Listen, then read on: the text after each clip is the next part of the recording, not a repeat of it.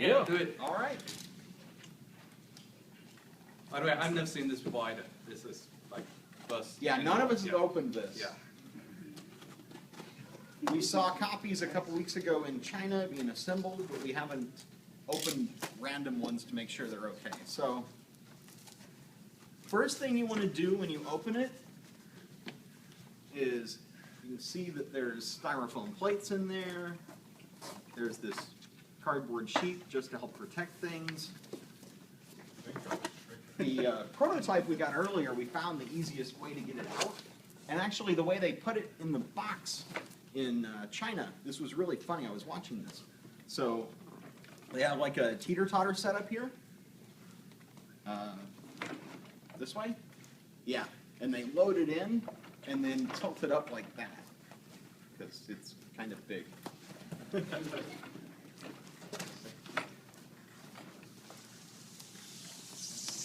And it will take two of us when we open the box itself. Yeah, it actually has a team lift symbol on it. I don't know any other inside, I'm not kidding. It's somewhere right here. There's a team lift. Yeah, right there. inside are styrofoam plates because Team lift. you want to make sure it's all safe. All right, so what we've got is your Ogre game, Good gosh, how are we going to fit that in the like living room? this. Now the counter sheets are not in the box. If you check it out from the Oh, side, God. you can see these counter sheets are back here.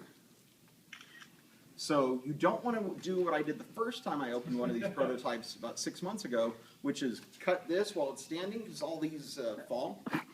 And the counters start punching themselves out. Yeah, which the README says don't do that. So what I found is easier is to just flip it over and then carefully get it started. Self-punching counters sounds like a good thing. Until you figure out that about a third of them are a puzzle. Yeah, this set includes more than 1,000 counters. Don't start by punching them all out. That way lies madness. Madness. We used extra heavy shrink wrap. So the first thing you get is the back that says read me first here, and that is your instructions for your puzzle. Good gosh. Next layer inside is your Ogre blueprint poster, which we ended up going to a heavier stock than we first planned on, so it's a nice heavy weight and it's flat. And then you have some more material to make sure everything's safe. Okay. And then you get into Oh my bricks God. of counter sheets. This Kickstarter set has 38 counter sheets. Yeah. For anybody who is a printing nerd, you will want to note that we rounded the corners on all the counter sheets just out of fear that the sharp corners would punch the shrink wrap because we didn't know what the weight was going to do to things. So I'm going to set these aside. God. This is your weekend project right here. So who's the current record holder for punching out and assembling everything? Not it. Alex here is pretty good. Alex is good. Yeah.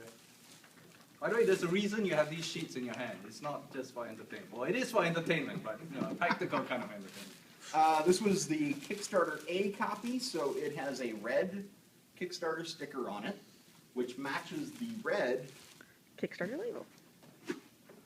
Kickstarter printing.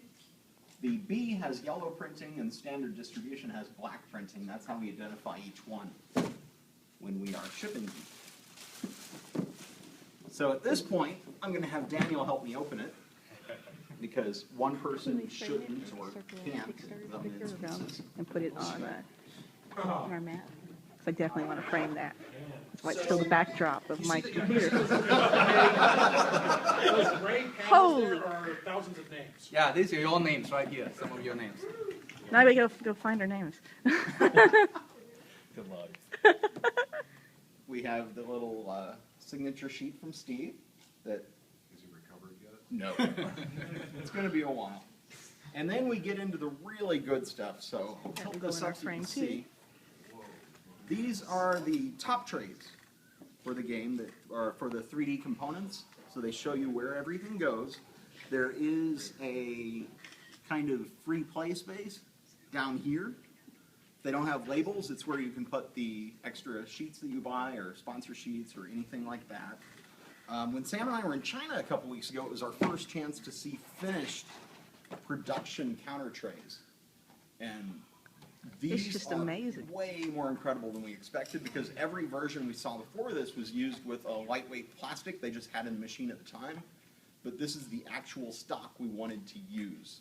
So what we'll do is pass these around so that everybody can get a look at Those them. are We need these nice. back.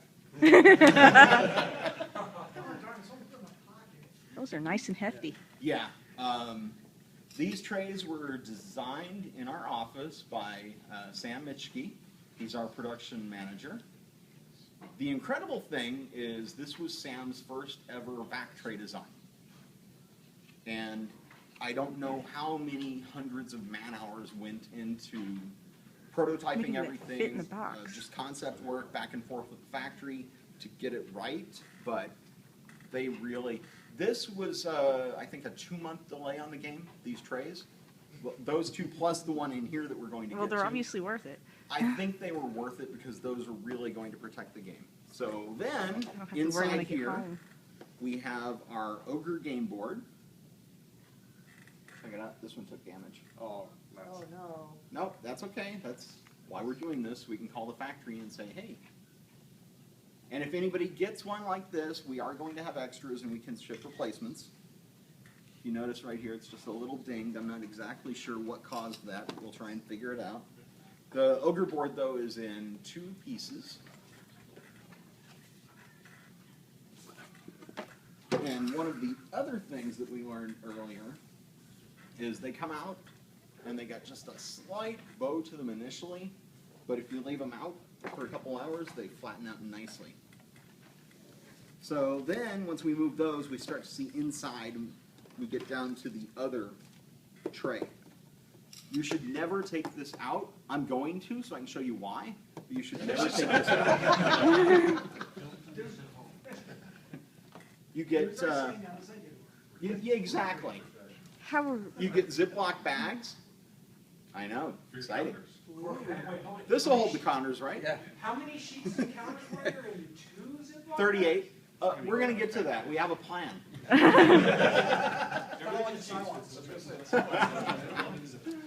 All the reference sheets, rules, scenarios, everything are in this separate Ziploc bag. We have finger holds here so we can get down into the separate GEV boards. So we'll just start pulling those out. This might take a while.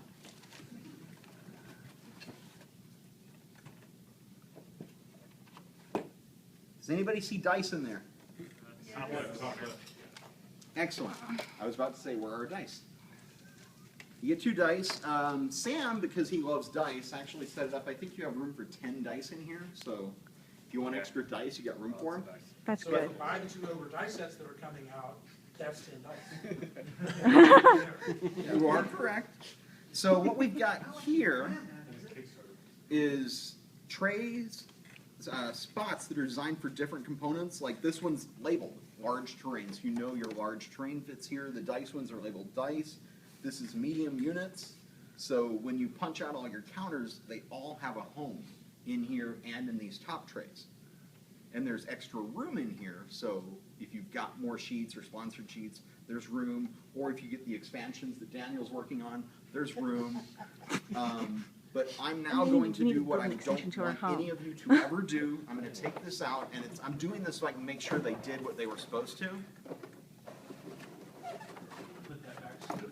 Yeah, So, there we go. These guys. yep. So one of the things we added was these cardboard pieces, just to help protect the smaller one goes in the outer. Because in some of the tests, these were getting beat up, but it looks to me like the E-flute material protected it. But anyway, this is what you're never supposed to see in your Ogre game. So look at it now, and please don't ever look at it again. And then you've got. You've gone too far. We've sacrificed Go back, go ours, back. You don't have to sacrifice yours. Did we get the extra risk legacy envelope at the bottom? I'm not showing anybody the bottom. That's a surprise. That's where I hid the Munchkin rolls. Oh. We're gonna have to do the bendies, Randy, because And don't ever look inside. Don't flip that.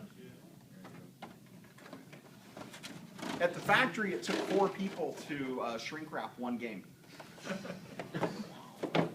Yeah. well, Then 2 of these them had to little hold it. insert pieces drop down in the corners just to protect it. Well, this way, if anyone ever has an accident and accidentally dumps over their ogre box, they now know how to get it back in. Yes, it fits in the box.